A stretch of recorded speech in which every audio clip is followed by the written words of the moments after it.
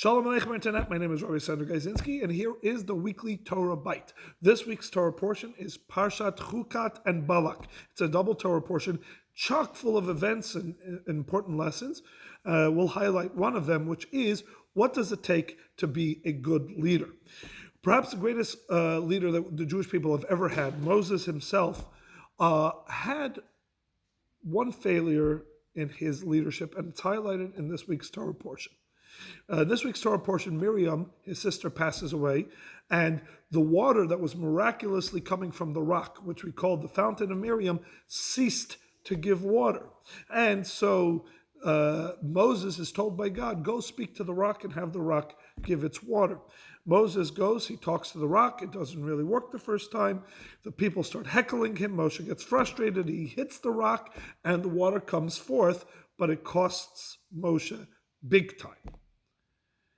Moshe had one personal desire and request, and that is that he would be able to go with his people into the promised land. And because he hit the rock, instead of speaking to it, he was denied this one request. You can imagine how hard this was for Moshe.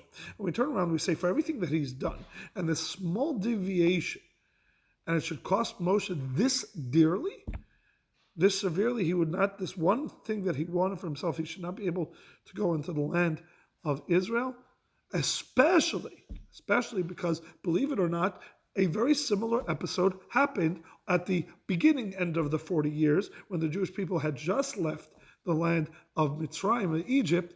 There was no water. Moshe goes, he hits the rock, water comes out, and everything moves along swimmingly. That there is no consequence. In fact, that was the right thing to do.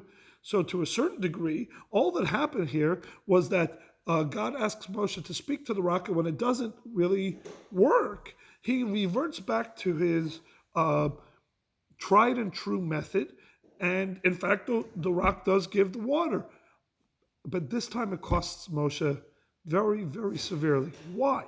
And the answer is because part of being a good leader is adapting yourself to the circumstance and the situation. The Jewish people, when they had left Egypt, were in a very different state. They were a fledgling nation, and what they needed then was a leader that was assertive, that knew what needed to get done, would assert and mandate and demand that it would get done, and the plan was followed through as quickly and as efficiently as possible. That's what was needed. A leader who would grab the people by the hand, take them where they needed to get to, and the people would obediently follow. And so this was displayed when water was needed. At that moment, Moshe goes, and in the quickest and most direct way, he hits the rock, water comes out. Wonderful. But now the Jewish people are in a different place. This is them on the threshold of entering the land of Israel. And as we discussed multiple weeks ago, this was going to be the moment they were going to graduate, step up into the role, take initiative, become to a certain degree part of the planning and the executing phase. They were no longer going to be just recipients. They were going to start taking their own initiative. And God was asking Moshe to recognize this change and to adapt his leadership, no longer to just assert and mandate, but to talk, to communicate, to collaborate, and to show this in the way he would respond to the need of water by talking to the rock and working, in a sense, with the rock to produce the water. Moshe tries it this way, but when he meets with a obstacle, he quickly reverts back to his typical modus operandi, at which moment God turns around and says, Moshe, you are incredible, you're wonderful, and I love you dearly, but you have shown that you are not the right leader to take them into this next phase, into this next era. They need a leader who will help them, in a sense, step up to their own moment, to their own initiative, to work with them and collaborate and communicate with them. And this is not you in this. And so, to a certain degree, I'm going to ask you to step aside, and Joshua will be the leader to take them in. This is a very important message in life. Oftentimes, we have a modus operandi that works, and we know it works, and it's more to our own nature.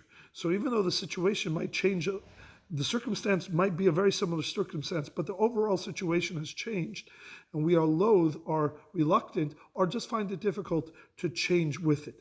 comes this parsha and tells us we have to learn how to adapt to the circumstance, to understand not all situations are the same, and what worked in the past might not work. This is an important message in parenting, that the way we parent a child is not the same way we parent an adolescent or somebody who is an adult.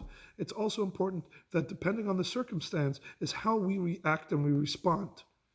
Right now, we are on the threshold of the era of Mashiach. And it is fascinating that in the discussion of what Mashiach will be, the era of the universal redemption, that it is going to be universal. To a certain degree, all these things that are segregated to each individual group, nation, etc., will to a certain degree cease to be when the Mashiach comes. It will be a very universal experience. We're living through that right now with the coronavirus. We are having a shared experience across the entire globe.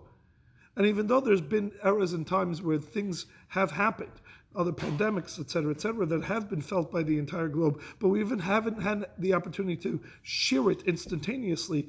The technology or what have you was not up to that measure. Nowadays, we are all in this together very much. Now, it's too common of us to break down into our typical divisions, and it's us versus them, or me versus you.